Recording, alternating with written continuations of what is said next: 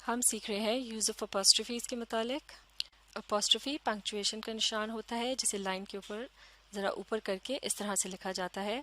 اب ہم اپوسٹرفی سے متعلق ایک اہم بات سیکھیں گے، اور وہ یہ ہے کہ اپوسٹرفی کو جب لکھا جائے تو اس کی شکل اس طرح سے بالکل جیسے کوما کا نشان ہوتا ہے اس طرح سے بنائی جاتی ہے، اور اسے سنگل کوٹیشن مارک کی طرح سے، یعنی یہ جو الٹا کوما کی طرح کی شکل ہوتی ہے اس طرح سے نہیں بنایا جاتا۔ جیسے کہ یہاں ان ایگزامپلز میں آپ دیکھ سکتے ہیں، یہ جو پہلی ایگزامپل ہے "it was a dark night", یعنی اٹ واز جو ہے یہ اٹ واز کا شارٹ فارم ہے یا کانٹریکشن ہے۔ اسی طرح سے اس جملے کو اگلی ایگزامپل میں بھی دہرایا گیا ہے "it was a dark night", لیکن ان دونوں میں کیا فرق ہے؟ اس پہلے جملے کے شروع میں اگر آپ غور سے دیکھیں تو یہاں پر جو نشان لگا ہے یہ سنگل کوٹیشن مارک کی طرح سے ہے، جیسے کہ یہاں ہم نے دیکھا، جبکہ دوسری ایگزامپل میں جو نشان لگا ہے یہ اپوسٹرفی کا نشان ہے، جو کہ بالکل کوما کی طرح سے ہی ہوتا ہے لیکن یہ لائن سے ذرا اوپر ہوتا ہے۔ تو لہٰذا یہ جو پہلی ایگزامپل ہے اس میں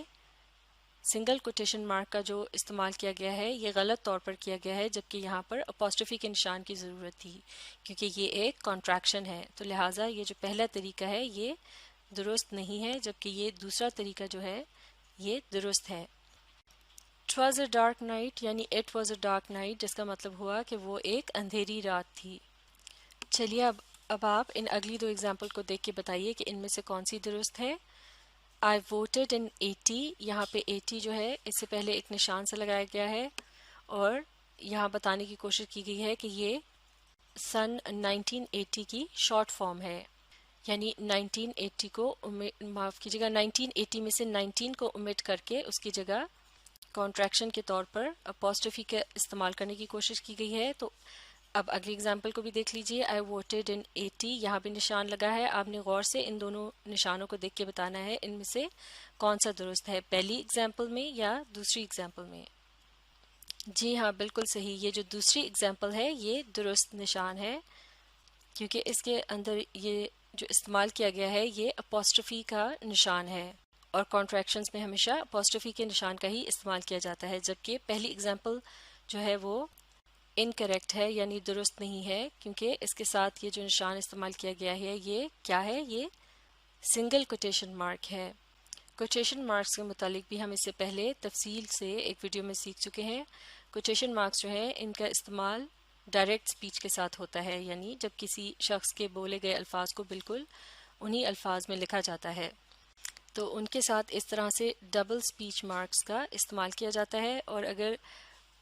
کسی کانٹریکشن کو لکھتے وقت اس طرح سے سنگل سپیچ مارک کا استعمال کرنے کی کوشش کی جائے تو یہ درست نہیں ہوگا، یہاں صرف اپوسٹرفی کے نشان کا استعمال کیا جائے گا، جیسا کہ اس اگلے رول میں بتایا جا رہا ہے۔ مل کر اسے پڑھتے ہیں "When an apostrophe comes before a word or number, take care that it's truly an apostrophe"۔ جیسے کہ یہاں اس بریکٹ کے اندر اپوسٹرفی کے نشان دکھایا گیا ہے "rather than a single quotation mark"، یعنی جب کسی لفظ یا نمبر سے پہلے اپوسٹرفی کے نشان کا استعمال کیا جاتا ہے تو اسے درست طور پر اس طرح سے لکھا جانا چاہیے، نہ کہ سنگل کوٹیشن مارک کے طور پر اس طرح سے۔ تو اس قسم کی غلطی سے بچنے کے لیے اس اصول کو سیکھنا بہت ضروری ہے۔ اب یہاں ایک اور اہم بات بھی نوٹ کرنے کی ہے، جو رائٹرز معیاری یا اچھا کام لکھتے ہیں یا کرتے ہیں تو وہ لکھتے وقت لفظ "until" جو ہے یعنی جب تک، اس کی شارٹ فارم کے طور پر صرف "till" کے لفظ کا استعمال کرتے ہیں، اور یہ جو اس طرح سے درمیان میں لکھا ہے اپوسٹرفی اور "till" اس کا استعمال نہیں کرتے۔ تو "until" کی شارٹ فارم جو ہے، جو بہتر شارٹ فارم ہے وہ ہے "till"۔ چلیے اب سیکھتے ہیں کہ فالس پوزیسو کے ساتھ اپوسٹرفی کا استعمال کیا جاتا ہے یا نہیں۔ پوزیسو سے مراد ہوتا ہے جب ہم کسی کی ملکیت کے متعلق بتانے کے لیے کہ فلاں چیز فلاں شخص کی ہے اپوسٹرفی کا استعمال کرتے ہیں،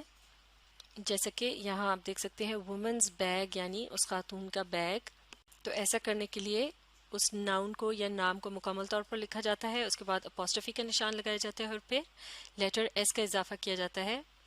لیکن بعض اوقات کچھ الفاظ کو جملوں میں اس طرح سے استعمال کیا جاتا ہے کہ وہ بظاہر پوزیسو لگتے ہیں لیکن دراصل وہ ایڈجیکٹو کا کام دے رہے ہوتے ہیں، تو ایسی صورت میں ان کے ساتھ اپوسٹرفی کا اضافہ کرنے کی ضرورت نہیں ہوتی۔ جیسے کہ اس اگلی اگزامپل میں آپ دیکھ سکتے ہیں ایک ہی جملے کو دو طرح سے لکھا گیا ہے پہلے طریقے میں دیکھتے ہیں ہی از اے یونائٹڈ اسٹیٹس سٹیزن، اور یہاں اسٹیٹس کے لفظ کے بعد اپوسٹروفی کے نشان کا استعمال کیا گیا ہے۔ اس جملے میں بتایا جا رہا ہے کہ وہ ریاست امریکہ کا باشندہ ہے، یا وہ امریکہ کی ریاست میں رہتا ہے، یا اس کا تعلق جو ہے وہ یونائٹڈ اسٹیٹ سے ہے۔ اسی طرح سے اس دوسرے جملے کو دیکھتے ہیں ہی از اے یونائٹڈ اسٹیٹ سٹیزن، یہ وہی جملہ ہے لیکن اب کی بار یہاں اپوسٹروفی کے نشان کا استعمال نہیں کیا گیا۔ ان میں سے یہ جو پہلا طریقہ ہے یہ درست نہیں ہے، جبکہ دوسرا طریقہ جو ہے یہ درست ہے، کیونکہ اس جملے میں دراصل یونائٹڈ اسٹیٹس کا جو لفظ ہے وہ ایڈجیکٹو کے طور پر استعمال کیا جا رہا ہے، یعنی سٹیزن کے متعلق بتانے کے لیے، مزید یعنی واضح کرنے کے لیے کہ وہ کہاں کا سٹیزن ہے یا رہنے والا ہے۔ مثال کے طور پر اگر یونائٹڈ اسٹیٹ کے لفظ کو یہاں سے کٹ کر کے اس کی جگہ کوئی سا بھی اور ایڈجیکٹو لگا دیا جائے، جیسے کہ ہی از اے سینسیبل سٹیزن، سینسیبل یعنی سمجھدار، تو سینسیبل کا لفظ جو ہے یہ بھی ایک ایڈجیکٹو ہے، تو آپ دیکھ سکتے ہیں کہ یہاں اپوسٹروفی کے نشان کی ضرورت نہیں ہوتی۔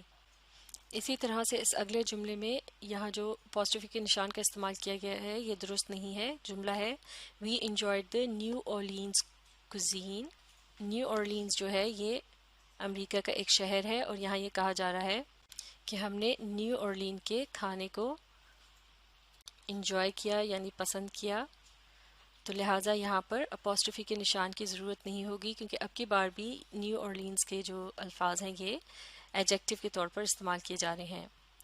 اس قسم کے جملوں میں جب الفاظ کو ایڈجیکٹو کے طور پر استعمال کیا جاتا ہے تو ان سے پہلے کوئی نہ کوئی آرٹیکل استعمال کیا جاتا ہے، جیسے یونائٹڈ اسٹیٹ سے پہلے کا جو آرٹیکل استعمال کیا گیا ہے جو کہ انڈیفینٹ آرٹیکل کہلایا جاتا ہے۔ اسی طرح سے اگلے جملے میں آپ دیکھ سکتے ہیں یہاں نیو اورلین سے پہلے جو کہ ڈیفینٹ آرٹیکل کہلایا جاتا ہے اس کا استعمال کیا گیا ہے، تو ان کی مدد سے بھی پتہ چلتا ہے کہ ان الفاظ کو جو ان جملوں میں استعمال کیا گیا ہے وہ ایڈجیکٹوز کے طور پر ہی کیا گیا ہے۔ تو اب ہم اپوسٹروفی سے متعلق اس اگلے اصول کو سمجھ سکتے ہیں جس میں بتایا جا رہا ہے beware of false possessives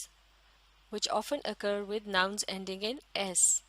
آگے پڑھتے ہیں don't add apostrophes to noun derived adjectives ending in s، یعنی ایسے فالس possessive کہ جن کے آخر میں لیٹر ایس آ رہا ہو ان کے متعلق احتیاط کرنی چاہیے، اور جو ایڈجیکٹیوز ناؤن سے بن رہے ہوں اور ان کے آخر میں ایس آ رہا ہو تو ان کے ساتھ اپوسٹروفی کا استعمال نہیں کرنا چاہیے، جیسے کہ ان ایگزامپلز میں آپ نے دیکھا یونائٹڈ اسٹیٹس اور نیو اورلینز ان کے آخر میں لیٹر ایس کا استعمال کیا گیا ہے، اور یہ دراصل ناؤنز ہیں جنہیں ایڈجیکٹو کے طور پر ان جملوں میں استعمال کیا گیا ہے، اور ان سے پہلے آرٹیکلز کا بھی استعمال کیا گیا ہے جیسے لیٹر اور یہ جو لفظ ہے the، اور انہیں فالس possessives اس لیے کہا جاتا ہے کہ بظاہر دیکھنے میں لگتا ہے، اس جملے کو دیکھنے کے بعد ایسا لگتا ہے کہ یہ possessive کے طور پر یعنی ملکیت بتانے کے طور پر استعمال کیے گئے ہیں، جبکہ دراصل انہیں ایڈجیکٹیوز کے طور پر استعمال کیا جا رہا ہوتا ہے،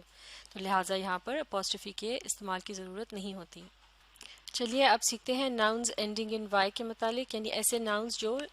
لیٹر وائی پر ختم ہوتے ہوں ان کے ساتھ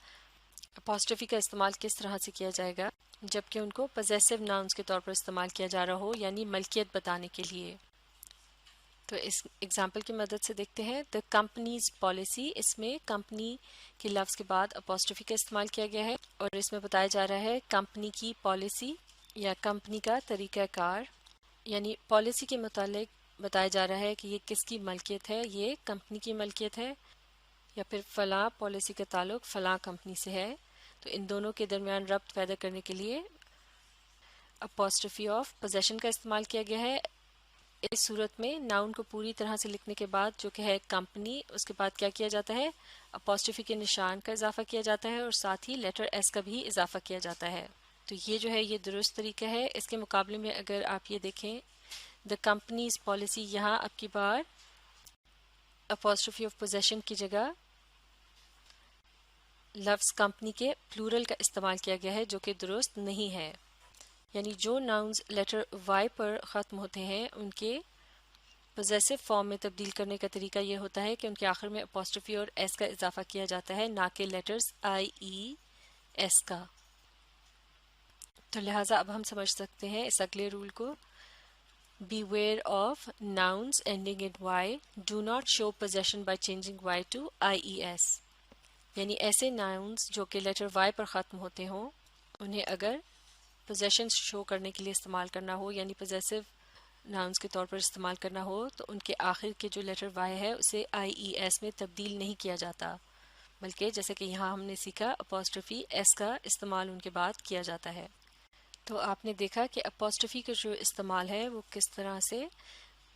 مختلف جملوں میں کیا جاتا ہے، اور اس سے متعلق تمام اصولوں کو سیکھنا بہت ہی ضروری ہے تاکہ آپ کی تحریر جو ہے وہ کلیئرٹی کے ساتھ یعنی صاف طور پر سمجھی جا سکے۔ تو لہٰذا ان اصولوں کو سیکھنے کے لیے آپ ان ویڈیوز کو ری پلے کر کے ان کے ساتھ پڑھنے، سمجھنے اور لکھ کر پریکٹس کرنے کی کوشش جاری رکھیے۔